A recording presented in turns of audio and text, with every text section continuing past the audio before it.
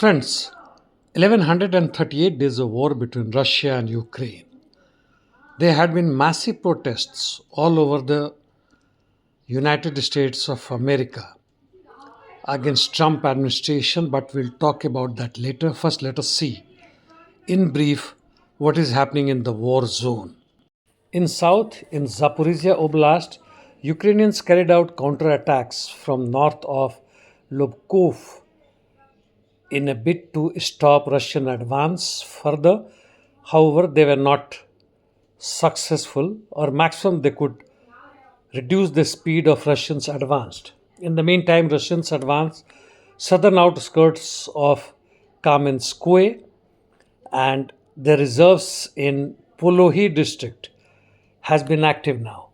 In Kurakho-Bogatirsk sector in east north of Constantinople, Russians advanced from there towards Andrivka. Fight is on in Volonoye Pole and Vaziloye direction. Adjacent Pokrovsk sector, Russians seized Solony east of Udakne. In south, Russians advanced north of Shevchenko. Towards Dnipro Oblast, Russians' offensive operation is on towards Novo-Alexandrivka, Novosargivka, Kotliarovka, and east of Troitsky and south of Bogdanovka. Adjacent to Toretsk, Russians control Alexandropol and Pantilimovka. Fight is also on for Tarasovka area and Zelenoye Pole. In Toretsk, Russians have advanced north of Druzhba, which is northeast of Toretsk city. In Chasiv, Russians have advanced in urban area in south and southwest, while there are no changes in Siversk. Northeast Ukraine, in Lyman direction, Russians are expanding Ivanovo Bridgehead and advancing towards Makivka Bridgehead in bid to merge the two. Fight is on in outskirts of Novoye, Katerinovka and Kolodezi. Russians' offensive operation is taking place in east of Torsky and north Yampulovka. Towards Swatovo-Kupian sector, Russians advanced northwest of Novolyubivka and reached Nov. Russians have also advanced southern part of Kamyanki in the Vorikna area. North of Kharkov, that is Slobozansky and Liptsy sectors, no changes. Coming to Kursk, Sumy, Belgorod. In southern Sudza, Russians advanced in north of Guyevo as per ISW, and in Belgorod, fight is on in Demidovka and Populovka area where Ukrainians are bringing reserves.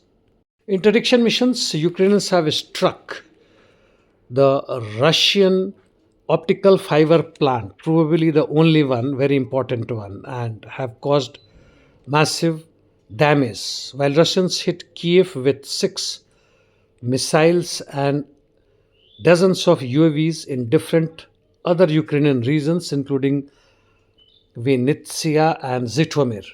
Sudanese armed forces have again recovered from the blow of RSF United Forces in south and have recovered the lost land. And they are again on onward move to wipe out the rebellion, so-called rebellion forces with the help of Western powers.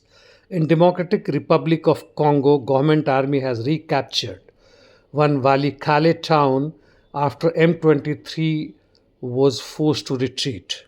Situation in Gaza Strip remains very precarious because of IDF bombing continuously. Dozens of fresh people have been killed and humanitarian aid is unable to reach there. In Syria, situation is still not normal because there are various militant factors fighting against and with HTS. So what you see in the background is protest against Trump and Musk in all the 50 states of the USA and more than 1,000 places. You can imagine the number of people participating in this protest. It is not merely against Trump and Elon Musk, but also their anger of losing jobs inflation, tariff war, which is causing further economic recession. Despite Trump having won the president election only few weeks or few months before, the situation has become volatile. Sadly, there are not enough of revolutionaries or a revolutionary party which could lead their movement to a right direction. Nonetheless, we support their movement. There are also other protests in European Union and other countries against the war that is going on in Middle East as well as in Ukraine, and they want their governments to stop funding and arming these countries or their countries. In the meantime, Netanyahu is likely to reach Washington tomorrow, and there may be talk between him and Trump. What are the agendas? We don't know, but it positively will be the future of Gaza and how to control or destroy Houthis as well as Iran. Will Russia remain calm on this issue? I am not sure, but let us see how the things unfold. And that's all for the day. Thank you, friends.